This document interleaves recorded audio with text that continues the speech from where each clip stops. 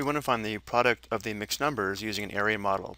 We have 3.5 times 4.5. Before we find the product though, let's determine a product that would be too large and a product that would be too small.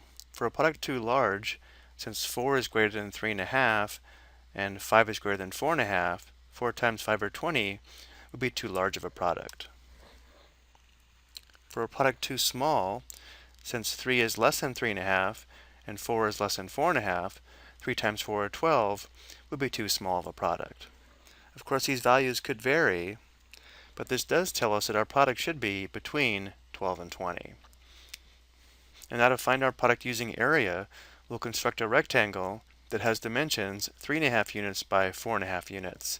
And since the area of a rectangle is equal to length times width, the area of the rectangle will be equal to our product.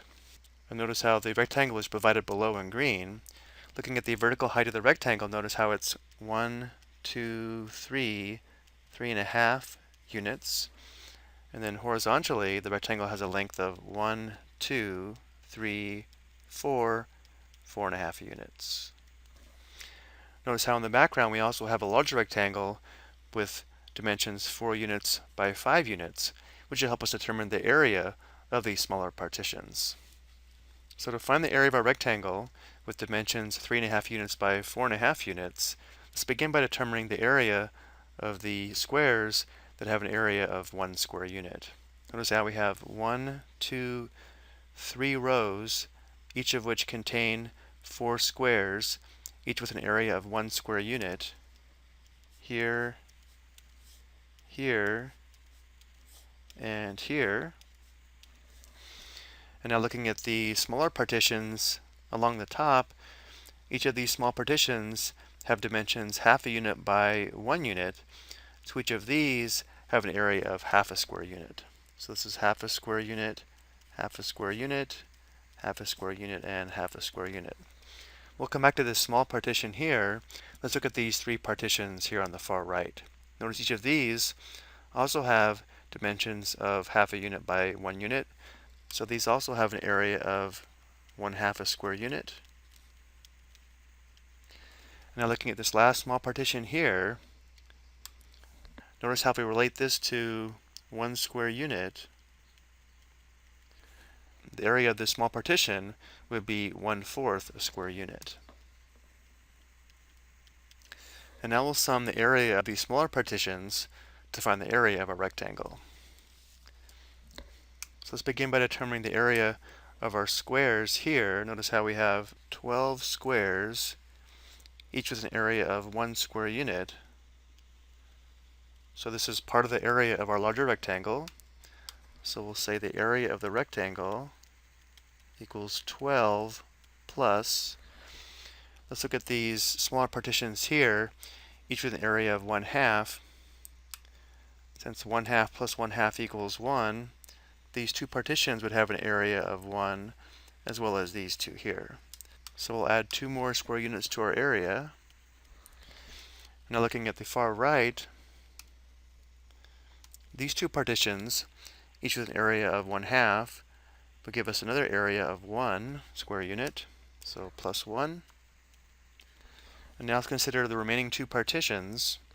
Notice that 1/2 is equivalent to 2/4, so to find the area of these 2 partitions, we could take 2/4 plus 1/4, which would give us 3/4 of a square unit for the area of these 2 partitions. So this area here would be 3/4 of a square unit. So the total area would be 12 plus 2 plus 1 plus 3/4. That would be 15 3/4. Which means 3.5 times 4.5 is 15 3/4. Now before we go, let's also show how to find this product using partial products.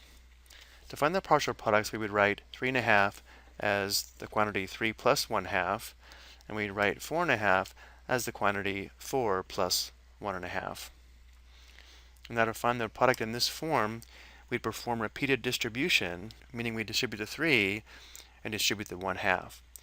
When we distribute the 3, we'd have 3 times 4 plus 3 times 1/2.